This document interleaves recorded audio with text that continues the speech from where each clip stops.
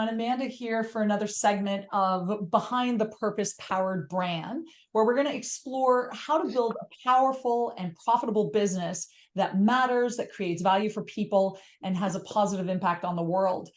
Joining me today is Noora Sharrab. She's the CEO and co-founder of SITTI Soap, a conscious lifestyle brand and social enterprise committed to the self-reliance of refugee and displaced communities.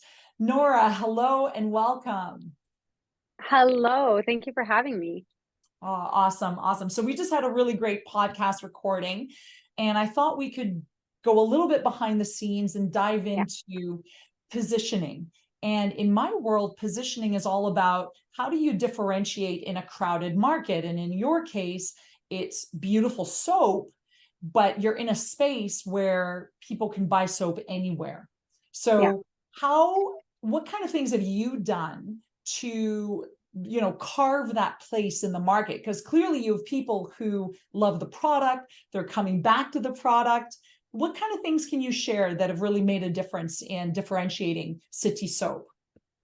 That's actually a question that we've constantly gone back and forth with, like different marketing agencies we've worked in the past 8 years, which is, what's your unique selling proposition? Like, is it the fact that you have incredible 3-ingredient soap bars, or is it about, the refugees and the women and the story? And so we're always caught in this dilemma. And actually, we tried A/B testing around this, I should say, where it's like, are people buying because they just love the soap that, I got to say it's one of the best in the world and you got to try it. And I guarantee you that if you don't like it, your money back.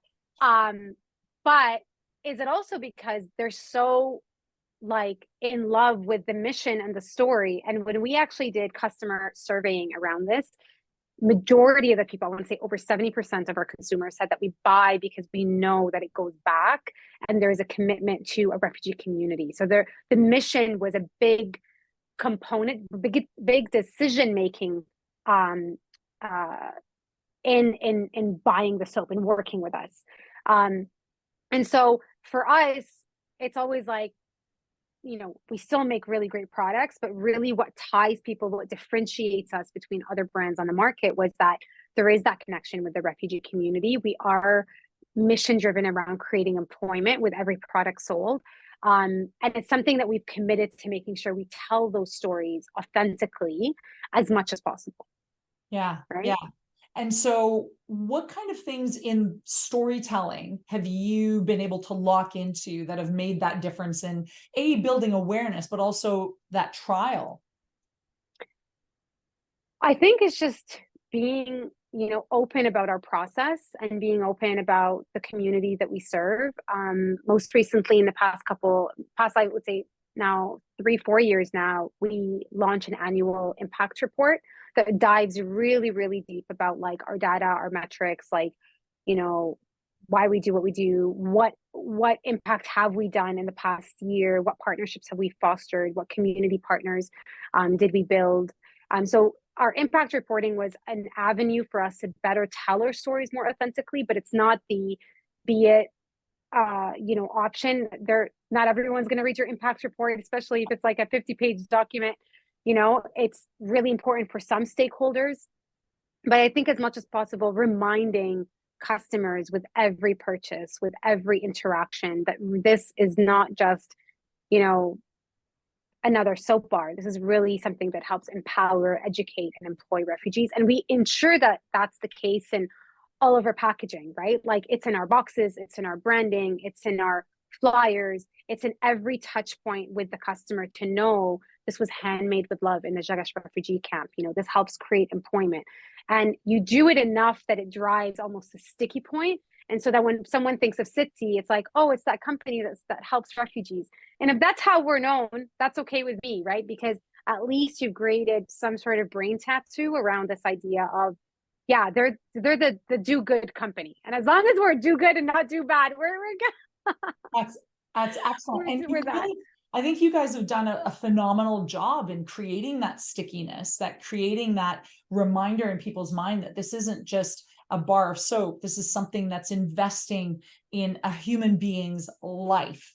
And that's just a massive massive, it feels good, but it also gives a reason for why I'm buying this soap versus this soap, right? Because It reminds me when we first started, someone said to me, and it always stuck in my head, it was like, why would anybody buy a bar of soap from a refugee camp? And I was like, why not? Like, what makes us any different than this luxury bar in the streets of France? Why can't we elevate our standards and our brand to that level where we're able to speak to that same, whether it's luxury, whether it's eco-friendly. And I think it's really being able to put yourself in that frame of mind with the customer. If you want to be, your typical, and not to say anything negative about it, but like your typical farmer market handmade feel, sure, you can go down that route. But if you want to create that like unboxing experience, you got to give that to the customer, even if sometimes, I hate to say it, if your packaging is going to cost more than the product, because it's the experience that you are delivering for your customer. If you are speaking to that, caliber of consumers, you got to give them that promise that you are guaranteeing to a certain capacity, right? And that also means investing in your marketing, your photography, your branding, because just because it comes out of a refugee camp, it doesn't mean that it has to feel cheap and look cheap. Yeah. Right? No, that's it. Exactly. I love it. And I cannot wait to try the product. So I'm going to have to get my hands on it.